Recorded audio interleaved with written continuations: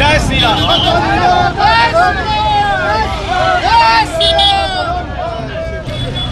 রাস্তা অবরোধ করে বিক্ষোভ এই মুহূর্তে ফুলবাড়ির ব্যাটালিয়ন মোড়ে, সেই ছবি দেখাচ্ছি। গতকাল সম্মানীয় বিজেপি জননেতা শুভেন্দু অধিকারীর উপরে যেভাবে হামলা করা হয়েছে পরিকল্পিতভাবে, তারই প্রতিবাদে আমাদের এই আজকে পথ অবরোধ চলছে। আগামী দিনে পশ্চিমবঙ্গের যে কোনো জায়গায় বিজেপি কর্মীদের উপরে হামলা হলে আমরা এইভাবেই ডাবগ্রাম ফুলবাড়ি ১ নং মণ্ডলের পক্ষ থেকে আমাদের পথ অবরোধ আমরা প্রতিবাদ মিছিল করবই।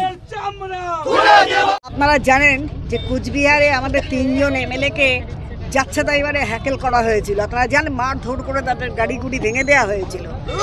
সেইটার জন্য শুভেন্দুদা মানে সকল এমএলএদেরকে নিয়ে ৫ তারিখে ওখানে যাওয়ার কথা ছিল, কিন্তু সেটা কোর্ট যেখানে পারমিশন দেয়নি, কোর্ট ৫ জনকে পারমিশন দিয়েছে।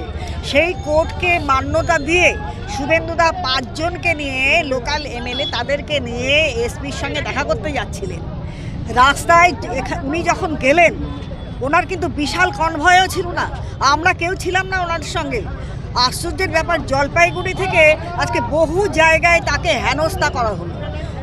লাস্ট খাগড়াবাড়িতে তার গাড়ি ছিল, সেই গাড়িকে ভেঙে দেওয়া হলো।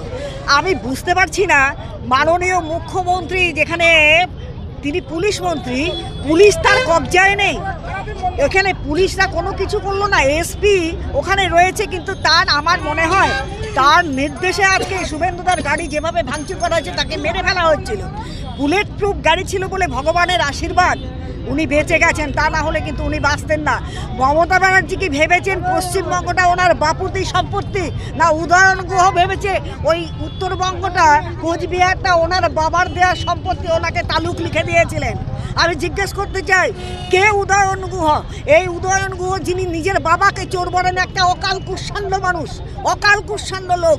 সেই লোকটা তৃণমূল কংগ্রেসে গিয়ে রাজা হয়ে গিয়ে ভাবছেন যে এই সমস্ত তালুক আমার। কি ভেবেছে কি? এই জিনিস চলতে পারে না।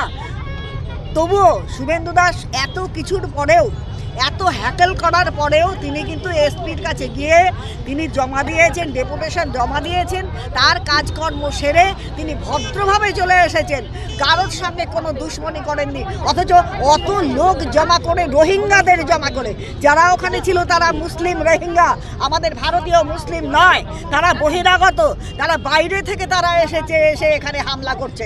এই জন্য মমতা ব্যানার্জি কোনো বর্ডারের এলাকাতে বেড়া দেওয়া পছন্দ করেন না, তিনি কিন্তু কোনোদিন ওখানে বেড়া দিতে দেন না।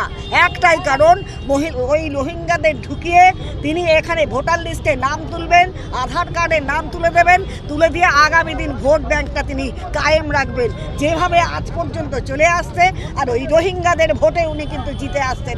আগামী দিন এই জিনিস হতে পারে না। যখন বলা হয়েছে ভারতীয় জনতা পার্টি থেকে যে এই রোহিঙ্গাদের নাম কাটা হবে, যতগুলো মৃত ভোটার রয়েছে তাদের নাম কাটা হবে, মমতা ব্যানার্জির টনক লড়ে গেছে। এ হলে তো আমার ভোট আর থাকলো না, ওই রোহিঙ্গাদের। তাই আজকে ভয় পেয়ে সারা পশ্চিমবঙ্গের বুকে এই হানাহানি মারামারি শুরু করেছেন। ভারতীয় জনতা পার্টি জিন্দা আছে, তারাও জিন্দা থাকবে, রাস্তায় থাকবে। এর থেকে কঠোরতম আন্দোলন হবে। অবিলম্বে উদয়ন গুহকে গ্রেপ্তার করতে হবে, একটা দুটোকে গ্রেপ্তার করতে চলবে না। ওই উদয়ন গুহ চোর, ছেচোর, গুন্ডাবাজ, ওখানে গরু চোর থেকে শুরু করে সব কিছু উনি রয়েছেন, ওনাকে গ্রেপ্তার করতে হবে। খুনি উদয়ন গুহ। বন্দে মাতরম, বন্দে মাতরম। অবিলম্বে উদয়ন গুহকে গ্রেপ্তার করতে হবে, অবিলম্বে উদয়ন গুহকে গ্রেপ্তার করতে হবে। মন্ত্রী তোমায় জানাই ধিক ধিক ধিক্কার, ধিক ধিক ধিক্কার। পুলিশ মন্ত্রী মমতা ব্যানার্জি তোমায় জানাই ধিক ধিক ধিক্কার, ধিক ধিক ধিক্কার।